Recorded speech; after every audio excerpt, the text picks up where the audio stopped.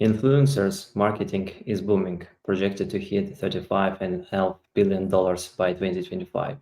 Yet both brands and creators still face major challenges: endless hours wasted finding the right partners, low ROI from campaign, and the latest patterns that frustrate creators. In this episode, I am joined by Sandeep Asdhir, CEO and founder of Influenergy, an AI-powered platform that connects brands with creative, automates campaign, and accelerates payouts. We talk about how AI helps brands discover the right creators in a second, why user-generated content creators are important, and how the influencer marketing landscape is evolving. Hello, Sandeep. Hey Renat, how are you doing? That was a very nice introduction. I'm ready to start this podcast, so please ask me questions and I'll give you my best answers. Thank you so much. Thank you for joining. Sandeep, first of all, could you start by telling about yourself and your background? Definitely, I'd love to share that. Again, my name is Sandeep. As you said, I'm the founder and CEO of Influenergy. Even though at times I still feel like I'm just from day one formation. Before this, I spent over a decade in credit underwriting and risk management. I was working at Bridge Bank, notable banks like Citibank, Fremont Bank in the Silicon Valley Bay Area. But I'm originally from Canada. I was born and raised in Toronto, Canada. And when I moved to the Bay Area in America, I was sold on the American dream, as many people were, my coworkers and colleagues and friends. So I kind of came with like a really structured plan moving country to country. I tried to connect and network with as many people as possible, learn the ins and outs. And I knew eventually I would wanted to start my own company. I know that a lot of people have like, an impression or they're afraid of what people think about them.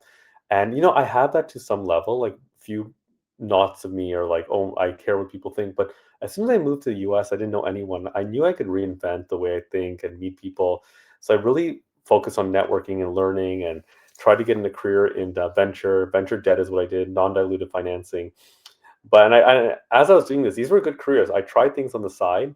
I tried real estate. I wasn't very good at it. I tried a clothing brand. It didn't really work out. I think fashion's more for my closet, not for me to try. But I eventually started UGC and influencer marketing. I was a broker connecting brands to creators. I connected personally 500 creators in 25 plus countries on 6 continents. And then finally, after doing fashion, beauty, makeup, hygiene, CPG, all that you can imagine, I pivoted to AI and tech consumer apps. And in doing so, I saw that this boom in AI coupled with the boom in influencer marketing was a perfect place to be. So, anything from text to video, text to audio, text to avatar, these things were really growing exponentially and they needed a form of marketing and something with a big ROI. So I started this and yeah, it's been going pretty decent so far. We have an MVP launched, creators and brands in a marketplace, and we're using AI to connect both. Thank you. And I will ask you about what led you from your finance career to startup. What's was the trigger? Yeah, I think for me, it was just the idea that I living in Silicon Valley, it was pretty robust with intelligent people who are doing things. And I would have to say there's a lot of complimentary people, people who are very kind to me, giving compliments, treating me more of an asset, and just learning the people I was surrounded with, whether it was my brother, my wife, highly intelligent people who were really motivating me to try things on my own. And as I say, like I think there's a Peter Thiel quote, like "move fast, break things." So for me, I kept trying things, and like I said, I just learned from the people around me. I was inspired by the network I created, and I realized at some point that I was getting personally intellectually challenged. Like, what are you starting? What are you doing? And I said, why don't I start something? Why don't I try something? So it wasn't a overnight thing where I just picked something and went. I did try many different things, but I always had this knack for networking and having a myriad of network. And this kind of led me to network with people, meet people, and bit by bit evolve from person to person meeting to creating my own influencer marketing AI network. Thank you. Let's deep dive in your startup. Influencery. How can you explain how the AI find tools works? How does it actually match brands and creators? That's a good question. This is something that we really take pride in. After working as a broker for a year, connecting, and networking with more than 500 creators, I really understood the pain points of both the left side brand, right side creators. And in doing so, I found that there was a lot of pain points that were not solved, and in a marketplace was the like kind of the way to sort of escalate to that conclusion. Pretty much what we're doing is we're looking at certain vectors and certain factors that both groups have in common that are very unclear, and really trying to define that. And in doing so, such as compensation benchmarks, matching creators and brands to the correct niche, so it ensures their own success and their lack of time. Our time is valuable. They don't waste as much time. So we're trying to find the most qualified people on both sides. And that's really what we're doing in this marketplace. And we're bringing forth the best match for each side based on what they're inputting, and looking at past performance metrics, audience insights, creator profile to make that marriage work. Thank you. And Influengery also solve payout delays. How does the platform make transaction faster and safer for both sides? Yeah, it's not necessarily like the safety is there. It's more so that this is the pain point of creators. A lot of creators have a standard net 30, net 60, net 90 days, and then they get paid. And this is very frustrating to them because they did all the work. They have to wait for the brand to approve, and their brand's team ask another person. So we build like an escrow-like system that's streamlined payments and contracts. And once we know that the deliverable is secure, we deliver the funds. Payments are done securely, quickly. Done through payment rails like Stripe, Wise, PayPal. So this is done for the sake of the creators. So this is done safely and quickly, and to avoid any issues. And so people are paid what they deserve. And what traction now? You have a prototype, alpha, beta, or users? Yeah. So we're actually scaling. I just joined Jason Calacanis' pre-accelerator launch university because we pretty much have a launched MVP. We have a marketplace with several hundred creators. We have a lot of brands. We're transacting. We're A/B testing this market. Um, yeah, we're definitely producing revenue. We have profitability, and we're trying to scale now from our creators who we personally verify from the hundreds to thousands. So we have our organic and paid marketing plans in place, and that's what we're trying to do. That's our go-to-market strategy. We're getting scaling done very quick and efficiently, and we're seeing that it's working. So we're pretty happy with where we are. Let's talk about business model. How are you thinking about monetization? It will be fee per transaction, subscription, or something else. If there's one thing I learned, it's really hard to determine something and forecast the model. If I were you to ask me today, which you are, it's definitely going to be take rate to escalate to a subscription, and then we'll have different sort of side partnerships. We're planning to partner with an influencer healthcare company, influencer legal teams to provide more sources of revenue.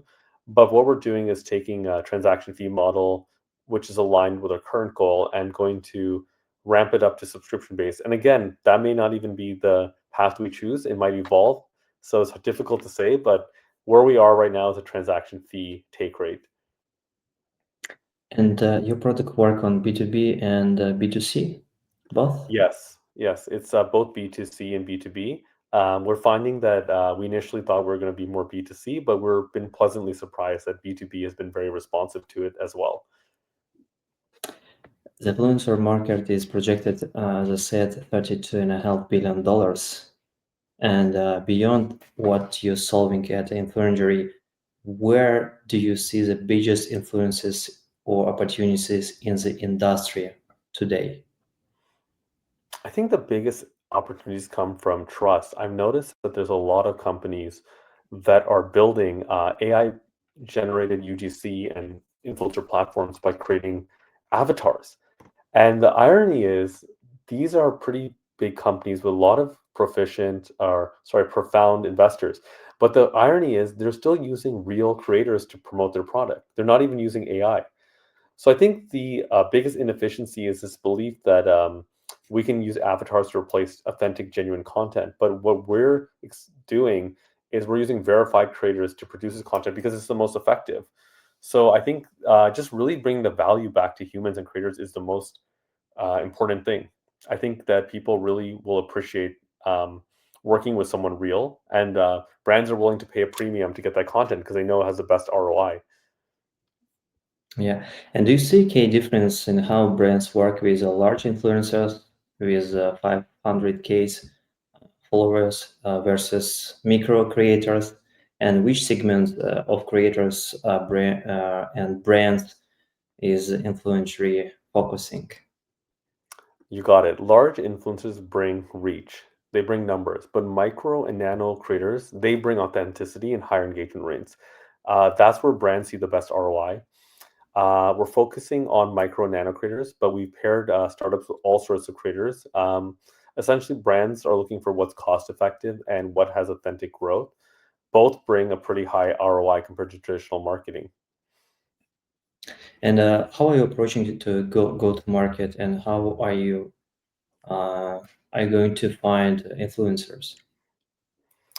Influencers and creators were finding just by genuine approach, organic marketing. So our approach is really to get them to get over the pain points, which is inconsistent pay, underpaid, poor contracts, which we have streamlined, delay in payment, which we've also expedited.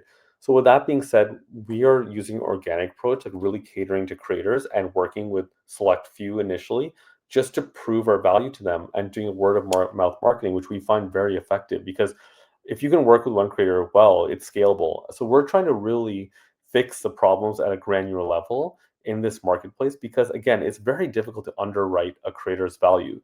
And in doing so, now we try to figure out what other pain points are and how we can provide quality. And in doing so, this is allowing us to scale pretty quickly. In the last little while, we've actually scaled the brands on our platform by 10x. So we're realizing the strategy is really working. And just to provide, just how the creators create authentic content and brands want authentic content, we are digging into that authenticity as well. Next question about your team. Who's in your team today? Right now I'm the leader, founder, CEO, but I definitely have support from development and technical people. As we scale, we're definitely looking for more sales and marketing people. And who knows, we might align with more people. Essentially, the team that we're working with is our creator base. That's who we're really catering to. That's who we're really caring about, right? It can be, a self-operating machine as long as the creators and brands are of high quality, they have no inefficiencies, they will work. The marketplace will find the best answer for them. So that's who we're working with.